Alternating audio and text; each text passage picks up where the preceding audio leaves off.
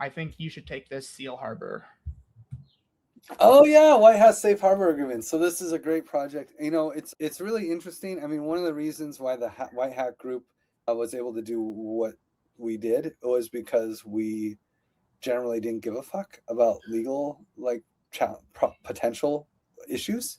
If we did, we would never do what we were doing because it is actually legally kind of against the law. And it's not necessarily against the law, but if you start attacking trying to rescue funds for a protocol and you mess up and somehow money is lost or burned or something, you're liable for your actions, right? Maybe you were trying to help, but dude, this is not easy work. Mistakes happen. And people have tried to rescue funds and then they get burned in the process, or something happens and they take it, but then a hacker takes it from them. Crazy things have happened. So Safe Harbor is actually something that different companies sign up to say, hey, if there's a live exploit happening in the moment and you try to help, we promise not to sue you or say you're liable. We want to invite all the white hats to come. In the case of a live exploit, please come and try to help. It's a safe harbor over here. If our city's on fire, it's a safe harbor. Come, put your boat here and help us put out the fire, right? And so it's a pretty easy sell, but this is for sure. It was kind of a boring legal thing that Seal is stepping up to coordinate. And a special shout out to Dixon, who spends a lot of time pushing the safe harbor agreements. It should be a no-brainer for any company to sign on to this. So it's great to see. And I see LexNode. I bet he did a lot of the legal stuff. He and I have had debates on Twitter. So Gabe, Dixon, and the heroes making this happen. It's kind of a silly little thing, but they don't have any funding to do this. They're just getting companies to sign on to say, hey, it's safe to help in the case of a hack. And if we had every company in the space signed on to that, people would just feel a lot more free to support in these hacks. I promise you, there are a lot of risk-adverse security devs that could help, but they're scared to because they know the risks.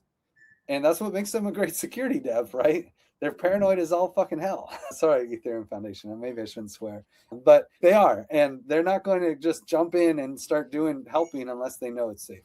Can you explain to people just quickly one thing that they might be confused about is like, wait, I saw Seal be listed at the top, and then there's a couple other things related to Seal. So can you explain kind of what's going on, why there's different kind of seals up for the different projects? Yeah, so Seal is a kind of let's say, a large initiative. Seal 911 has different accounting than the rest of Seal. So they have a different multi-sig. They have a different legal status, technically, right?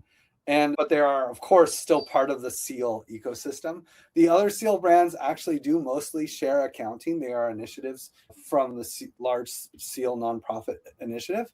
And that's mostly because, the nonprofit status and PC not wanting to do legal crap, right? And so anyway, the main thing here is that all of these initiatives have different people working on them and different focuses.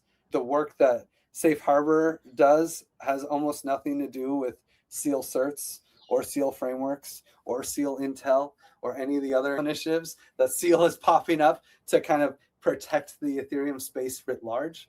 They are in those Seal 911 chat rooms and they're seeing the problems arise and why they can't, and trying to stop and prevent the different problems that stop rescues from happening. Safe Harbor being one where good hackers are like, I want to help, but honestly, this is risky and I could totally lose money. I don't think it's worth me participating, right? Okay, Safe Harbor is born, right? How do we connect with, we need to start certifying for more OPSEC and design. Okay, Seal Certs is born, right? And it all comes out of Seal 911 experience. And then different initiatives that are the most important things that they think will actually rescue funds in the long run, they start within Seal.